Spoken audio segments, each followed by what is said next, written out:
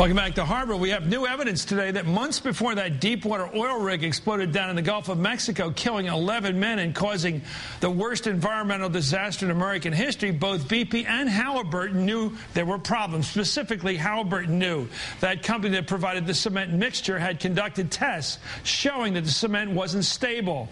Well, the President's Oil Spill Commission had an outside lab do tests on a similar cement mixture, and in 9 separate tests, the cement was found to be unstable. Paul Sturbko is representing oil well driggers, the oil rig workers themselves, the shrimpers, the fishermen, and others hurt by the spill. And Robert Rice, of course, the former Labor Secretary, currently professor at Berkeley and author of Aftershock, The Next Economy and America's Future. Gentlemen, thank you for joining us. Paul, you first.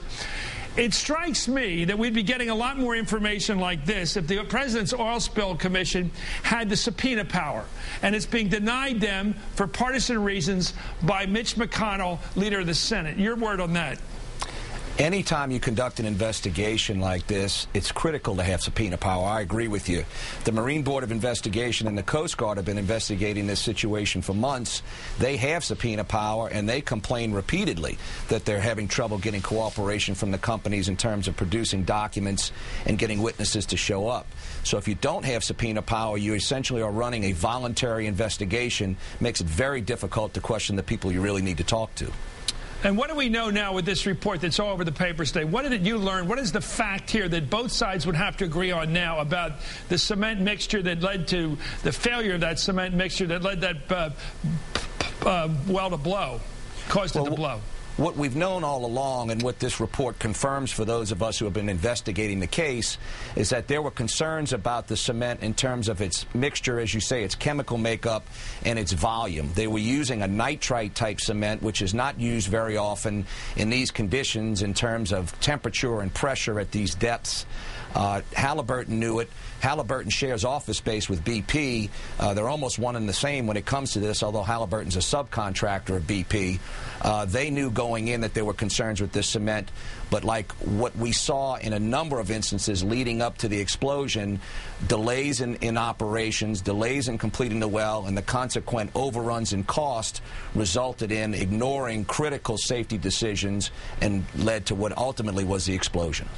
You know, I don't want to dramatize or expand this too much, Mr. Secretary Bob Rice, but it seems to me that the whole theme of corporate behavior these days is cost-cutting.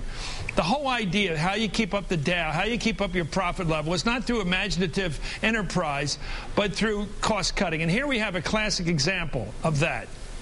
Well, absolutely, Chris. And this is not new. Halliburton has a long and undistinguished history of being a kind of a corporate serial, if not a criminal, well, at least someone or an institution that cuts costs to the detriment of the public. I mean, we also know, I mean, Halliburton in Iraq, look at the cost overruns, look at the foreign bribery in Nigeria, look at the amount that Halliburton has basically charged the U.S. government that were found, those charges were found to be absolutely spacious over and over again. Halliburton, ever since Dick Cheney got there in 1995, became a prime military contractor. And again, the evidence shows repeatedly that Halliburton put the public interest behind private profits.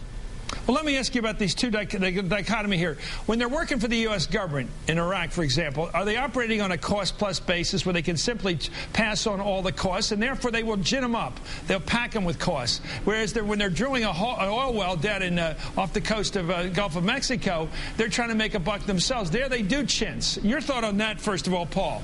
Well, they'll chintz when they're getting the profits. They'll pad when they're charging the government. Well, they clearly are concerned about the bottom line from day one. BP and Halliburton have a long history of drilling wells together in the Gulf of Mexico. They've been doing this for a number of years. This Macondo well was just the most recent example. It's all about how quickly can we get it done and how cheaply can we get it done.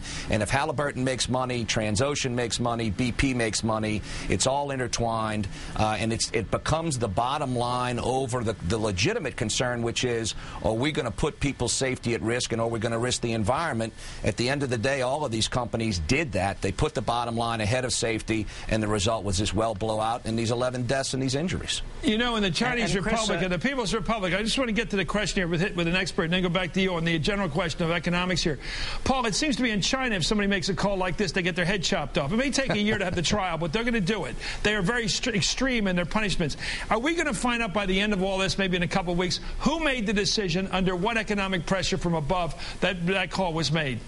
We will find out through this civil litigation. Judge Barbier has set the trial of this case for February of 2012. And we will learn through our investigation, and if necessary through putting witnesses on a witness stand in federal court, exactly who made what decisions, when they were made, why they were made, we gotta go.